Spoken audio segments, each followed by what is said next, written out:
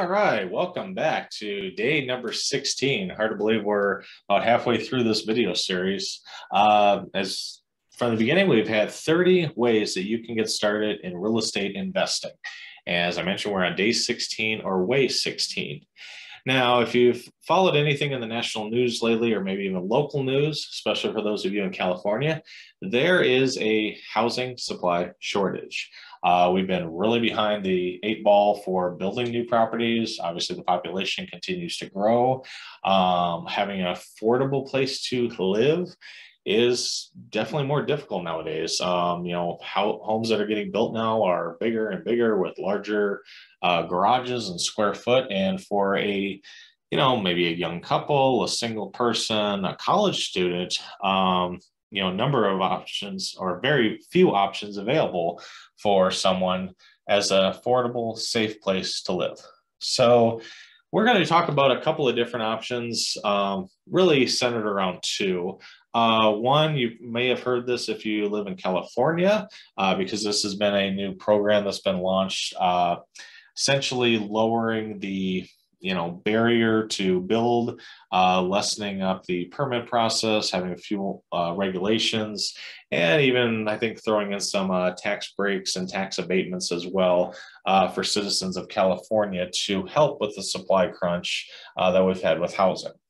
So the first is ADUs, or accessory dwelling units. So what does that mean? So just kind of looking here, say you yourself have a property. You and your family live in this property, husband, wife, 2 kids, let's just say. But you have a nice yard space. Maybe you have a larger land option.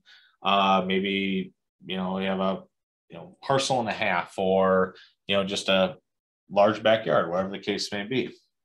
So California and some other areas have actually had new initiatives where they're encouraging homeowners to build what's called an accessory dwelling unit. So it's essentially a separate building, if you will, on the property. You still own the property.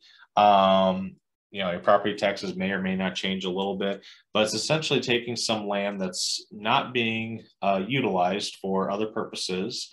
You're not asking the tenant, hey, move in with my family. You're building an accessory dwelling unit. Now, these have, creativity, imagination, sky's the limit on these. I've been seeing 3D printed homes. That's starting to become a little more popular. Cargo containers are like literally those big metal boxes you see on shipping containers and ocean liners. Not even sure what they are off the top of my head. I want to say like 10 by 12 by 30 or whatever the case may be. Some of those are being even retrofitted into properties, buildings, single dwelling units for people to live in. Some old hotels are being converted into condos. Tiny homes is another thing that's really becoming more popular, both from a mobile and stationary position. As the name kind of implies, it's literally just a tiny home. Maybe it's just a 1 bed, 1 bath. And this could be a way for an accessory dwelling or accessory dwelling unit. And, nothing fancy, nothing big, you might only be talking about a couple hundred square feet total. Small little kitchenettes, maybe wide open or open concept design where you walk in and maybe there's the living room right there, and then you got the kitchenette. Off to the side, there's a bedroom. Sometimes I've seen tiny homes where the bed is literally right in the living room. There isn't really any walls. In fact, the only dividing wall is really the bathroom and or laundry room. So kind of from a top view here, say you got the doorway here. Again, I'm not a CAD designer by any stretch. I don't know, got a couch here, TVs here, and got a little kitchenette here, stovetop, table. Obviously, this is not drawn to scale by any means. Maybe just in here is stand-up shower, toilet, and a sink for the bathroom. And maybe there's just a bed here. and that's the bedroom. Maybe there's a wall, maybe there's a barn door, a sliding door. But essentially that's a 1 bed, 1 bath living arrangement, which now if you have a family of 4, that's going to be obviously not going to work out too well.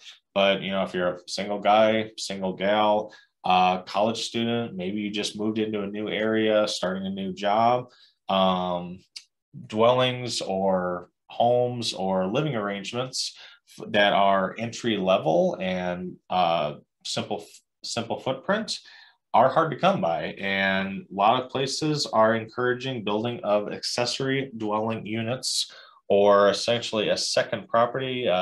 Some people might even call it like a mother-in-law suite on the property that you are building for someone to rent. Obviously, you would get the rental income from that. Or if you wanted to, I mean, technically, you could subdivide the land and maybe give up part of your yard and sell off that, build a tiny home on top of that. That's another option. You're going to be giving up the rental income. You're going to be giving up part of your backyard, part of the land that you own, but maybe it saves you on your property taxes. Could be another option. Essentially, it's just a movement of a, you know, tiny home, accessory dwelling unit, 3D printed home, mobile home. You know, like I said, shipping containers have been retrofitted into homes. Really just, shall we say, opening up the creativity floodgates of how can we quickly, efficiently, easily, and affordably get more individual units even that are safe, affordable, and functional and clean for tenants to live in. And if you're not in the market or can't afford a huge McMansion, you know, don't want a condo, you know, maybe even an apartment building is a little out of reach because a lot of the units are 2-bed, 3-bed, 2-bath, for instance. This is a, you know, kind of an easy way to get into real estate investing. Now, again, every jurisdiction is different. If you just Google California, I want to say it was San Francisco, don't quote me on that. But if you just look up ADU or accessory dwelling units, it's been kind of a big movement in the West Coast for California to really get more affordable buildings, affordable residential options out there. But if you own a property outright, you could essentially build a tiny home, ADU, accessory dwelling unit, have that rented out. You know, maybe this is only $400 a month for this small of a footprint, 1 bed, 1 bath for a single person, college student, whatever the case may be. And you get the income, someone has a nice new place to live, and maybe they only have a couple hundred square feet, and that's more than enough for them. So hope you learned a little something here for way number 16. Accessory dwelling unit, tiny home, kind of goes by a couple of different euphemisms. I'll just go by ADU or accessory dwelling units, where you're essentially building a tiny home or another place to live on an existing property, an existing plot of land that someone else can live in. Be sure to hit that subscribe button and stay tuned for tomorrow for Sunday, way number 17. Take care.